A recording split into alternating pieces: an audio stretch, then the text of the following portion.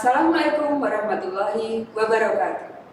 SMK bisa, SMK hebat, SMK luar biasa.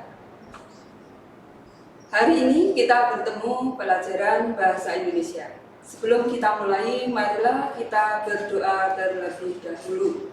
Berdoa mulai, berdoa selesai. Ya, baiklah. Pada pertemuan hari ini kita membahas mengenai materi resensi. Kalau kemarin kita sudah membahas mengenai teks editorial, untuk itu kita lanjutkan. Materi resensi pada hari ini kita akan membahas bagaimana kita menilai sebuah buku, majalah, novel, dan lain sebagainya. Terlebih dahulu, marilah kita pelajari apa sih resensi itu. Pengertian dari resensi adalah ulasan atau penilaian secara ringkas pada sebuah karya, baik itu karya tulis, drama, serta seni film.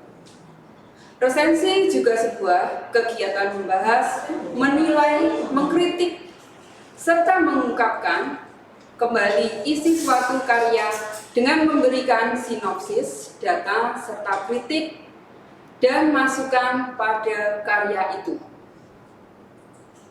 Kita lanjutkan. Unsur-unsur dari sebuah resensi. 1. Judul.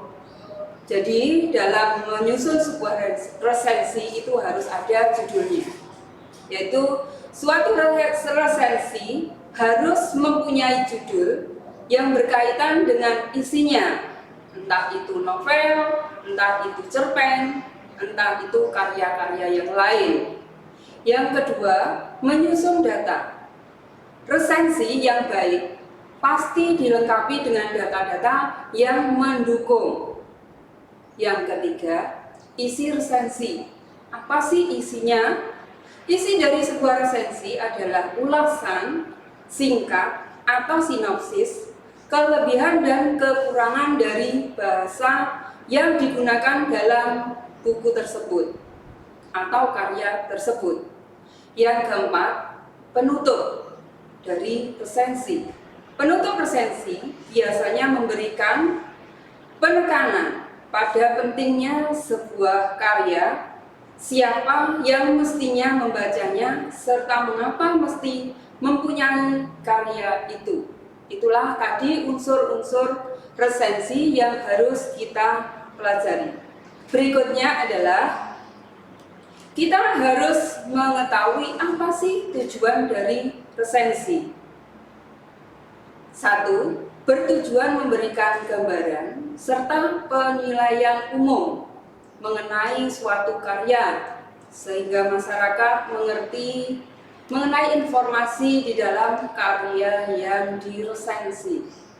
Yang kedua, bertujuan mengetahui apa kelebihan dan kekurangan yang ada pada karya itu.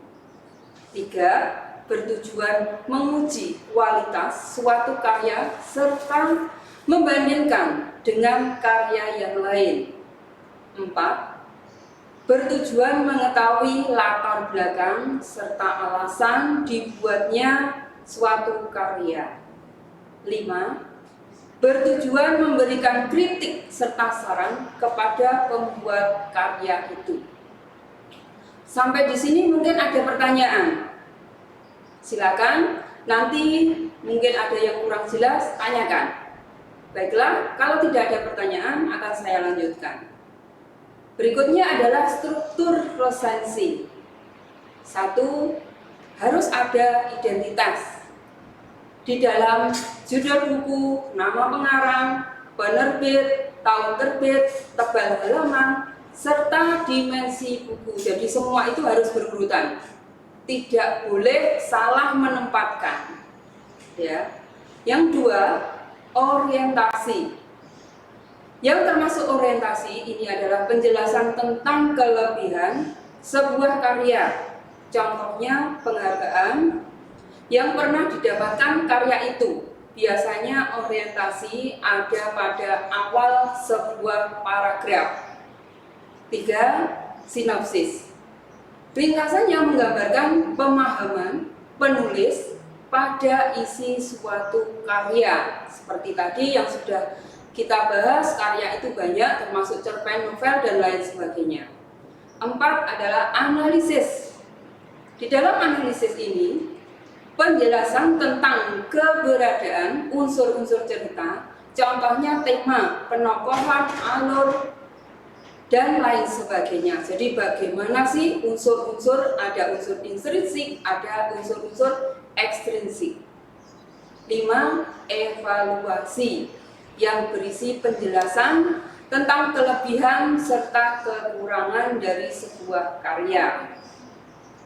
Berikutnya adalah jenis-jenis resensi.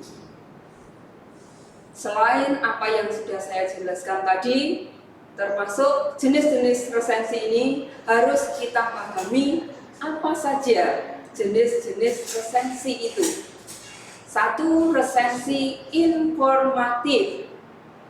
Berisi jenis resensi yang berisinya hanya menjelaskan mengenai keseluruhan isi sebuah karya secara ringkas, secara umum. Berikutnya resensi deskriptif. Jenis resensi yang menggambarkan sebuah karya secara lengkap pada masing-masing bagian. 3. Resensi kritis. Jenis resensi yang berisi kritis, objektif, serta bentuknya ulasan detail dengan memakai metodologi ilmu pengetahuan tertentu. Nah, itulah tadi termasuk jenis-jenis resensi. Selain itu kita harus tahu apa sih manfaat dari sebuah resensi. Marilah kita bahas bersama manfaatnya. 1. Bahan pertimbangan. Bahan pertimbangan ini berisi manfaat sebagai bahan pertimbangan untuk pembaca serta bisa mempengaruhi mereka atas sebuah karya. 2. Sarana promosi.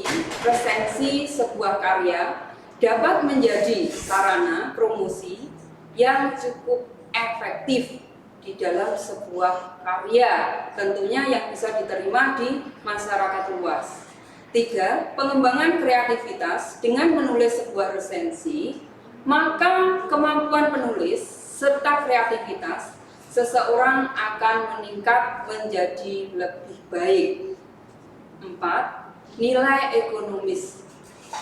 Saat suatu resensi dibuat di majalah atau koran, maka penulis resensi itu biasanya akan diberikan imbalan, yaitu uang atau hal lainnya. Jadi nanti kalau kita sudah menghasilkan sebuah resensi, itu dapat menghasilkan sebuah penghargaan, mungkin juga termasuk uang, honor, tip, dan lain sebagainya.